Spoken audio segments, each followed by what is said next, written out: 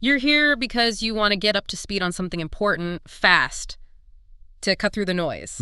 Today, we're doing exactly that. We're taking a close look at the materials you shared with us about staying safe at Pride events. That's right. And it's a really interesting collection of sources you sent. We've got official safety guidelines, event planning documents, news articles, even personal accounts from online community. Yeah, quite a range. It gives it a very detailed picture of what people are thinking about Pride safety right now. Absolutely. And Pride, it's such a powerful, joyful thing, right? Community celebration. Definitely. But the sources you shared, they reflect a reality that, there are real safety concerns people need to think about. Yeah, sadly. So our mission here is to pull out the most important, the most actionable ideas from all this material. The goal is for you to finish listening, feeling informed, ready, not just stressed out. Exactly.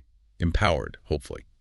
So let's jump into that reality. Because while Pride is, at its heart, a celebration, these sources are pretty clear. There's this layer of apprehension this year. Okay, let's unpack that. One of the first things that jumps out is this awareness of potential threats. One source specifically calls out extremist groups focusing more on LGBTQIA plus events. Yeah, and what's useful is the context provided by other sources like Odie Fronti and some Reddit discussions. They really highlight this fear and anxiety within the community. It's not just a general feeling then. No, it seems directly tied to, the rise in anti-LGBTQ plus laws being discussed or passed, and just a general increase in hostile language, Right. Out of Fronti apparently gives specific examples like more protests targeting the community, that kind of thing. Exactly. It makes the concern feel very concrete. And even sources like Scary Mommy sort of acknowledge, look, unfortunately, Pride events are seen as potential targets by some. Yeah, it's a difficult reality. And, reminds us, Pride started as a protest against police brutality, discrimination. So facing opposition isn't new, but maybe the scale or the nature of it feels different now. Okay, so given that backdrop, that heightened concern, what are the core safety tips that keep coming up across these different sources for attendees? Well, the big one, maybe the most consistent piece of advice across Legal Shield, Outfronty, Beacon KC, even that Goodful YouTube piece, is the buddy system. Yeah. Don't go alone. Definitely don't go alone. Always have someone you're with, looking out for each other. And it's more than just showing up together, isn't it? The sources mention planning. Yes, exactly. Legal Shield and Outfronty really stress talking with your buddy beforehand, making a plan. Like what kind of plan? Like, what do you do if you get separated? Pick a clear meeting spot. How will you get in touch if cell service is jammed? Which can happen in big crowds. Good point. So, having that plan B for communication. And that planning extends beyond your buddy, too. Legal Shield, Beacon KC, they suggest telling someone not going where you'll be. Maybe share your location if you're comfortable. Okay. Practical stuff, too. Yeah, practical stuff like charge your phone. Seems obvious, but Legal Shield points it out. Maybe bring a portable charger. A dead phone's a real problem. Hopefully. And a low-tech backup, mentioned by Legal Shield and Beacon KC.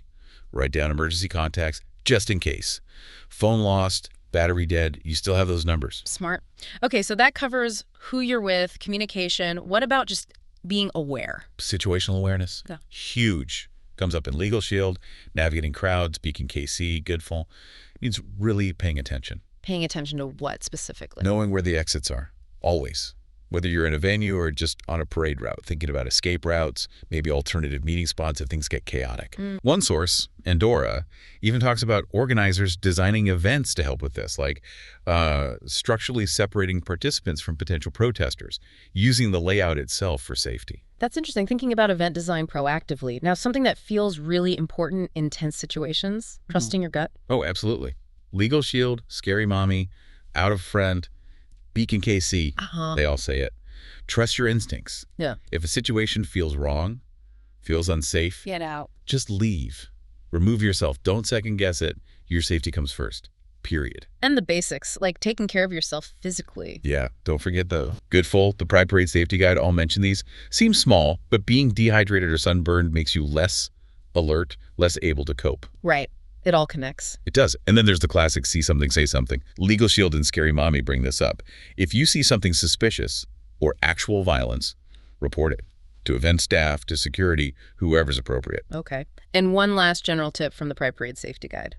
How to act. Yeah, basically practice inclusivity, be respectful, but resist engaging with people trying to provoke you. Don't feed the trolls, basically. Pretty much. Getting into shouting matches rarely helps and can actually escalate things. Focus on the positive vibe. Okay, that makes sense.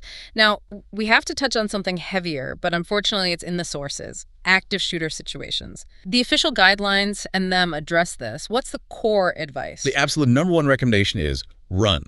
If there's a clear, safe way out away from the gunfire, run immediately. Don't hesitate. Don't grab your stuff. Just go. And if running isn't safe, if you're trapped, Then hide. Get out of the shooter's line of sight. Find cover, something solid. If you're in a room, lock the door, barricade it if you can, close blinds, turn off lights, make it harder to be found. okay, run, hide, and there's a third option. Fight. But this is explicitly a last resort. Only if your life is in immediate danger and you cannot run or hide.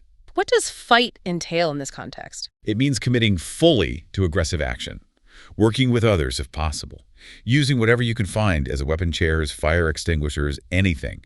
The goal is to incapacitate the shooter.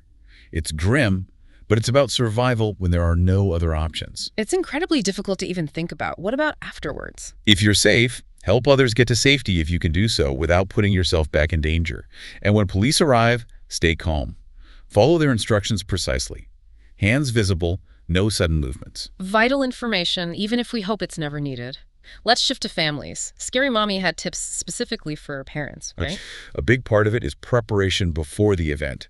Educate yourself about the community. Talk to your kids about LGBTQ plus issues, what pride means in an age-appropriate way. So context first. Exactly, and choose events suitable for their age. Then talk specifically about safety. Plan your route. Have those clear meeting spots if you get separated. Keep a close eye on them. Meeting spots seem crucial in crowds. Absolutely essential. For older kids, maybe attending parts alone. Scary Mommy suggests regular check-ins, make sure their phone is charged, and they know who to call if they feel unsafe. Right. And for little ones, pack the essentials. Stroller, sunscreen, snacks, clothes. Look for the designated family-friendly zones or activities. Good, tailored advice. Okay, what about the organizers? Their role is huge. Endora, Stratasite, Beacon, KC had points on this. Yeah, organizers have a lot to think about. Endora highlights secure communication for their team signal app, walkie-talkies maybe, having a designated media person, a solid safety plan with legal and medical contacts lined up, protocols for dealing with police. Communication, again, key for them too. Crucial. For stationary events, Endora suggests things like trained de-escalators, people specifically tasked with calming tense situations. Oh, that's smart. Yeah, and thinking about layout. Separating participants and potential instigators, maybe using barriers, blocking hostile signs or sounds, having volunteer escorts. They even mention organizers masking, both for COVID and identity protection. Wow, lots of layers there.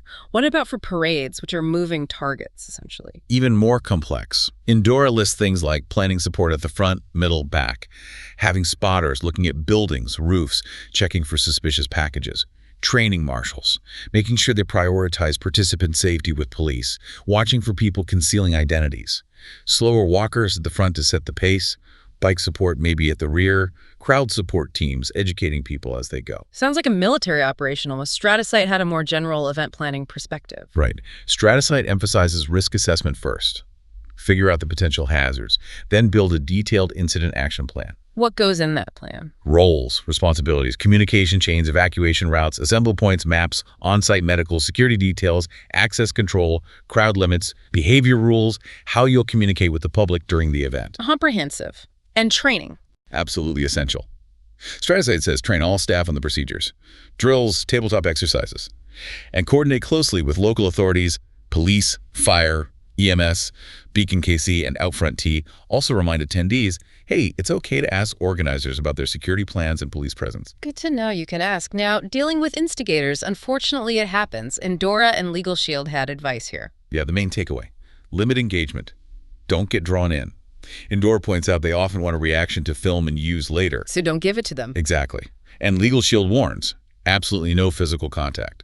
They might try to claim assault, even if they initiated it. Okay, what else? Endora says be aware, look out for concealed weapons, report open carry if you see it, and if things feel unsafe, document it. Film the instigator's actions, try to get identifying features, but be careful not to film random bystanders. And share that documentation. Yes, with organizers and legal support. It can be really important. Which brings us to legal rights. Endora and Legal Shield touched on interacting with law enforcement. Key points. Know your rights. Legal Shield says don't give more info than needed. Never unlock your phone for them. Ask clearly, am I free to leave? And if you're arrested? Ask why. State clearly you wish to remain silent.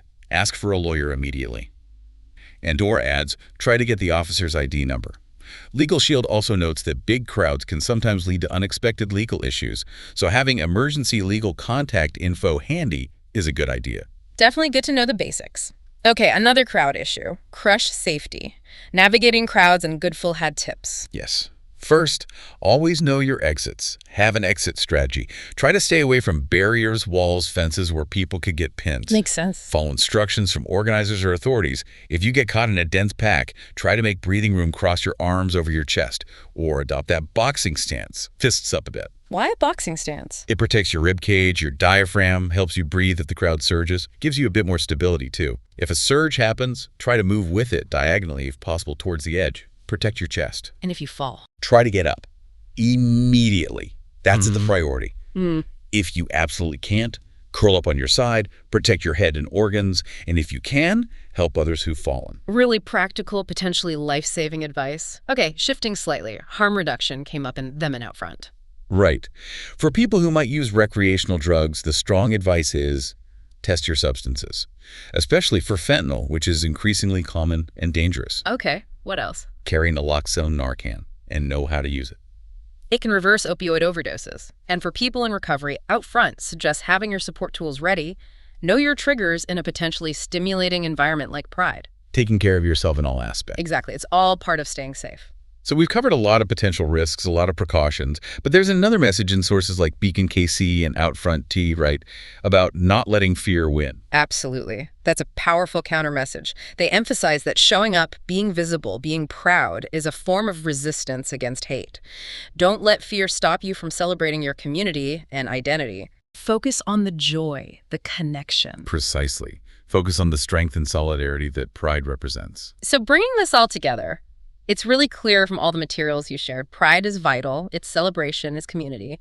But being informed, being prepared for safety issues is just essential right now. We've touched on general safety, active shooter responses, family considerations, organizer roles, dealing with instigators, legal rights, crowd crush, harm reduction.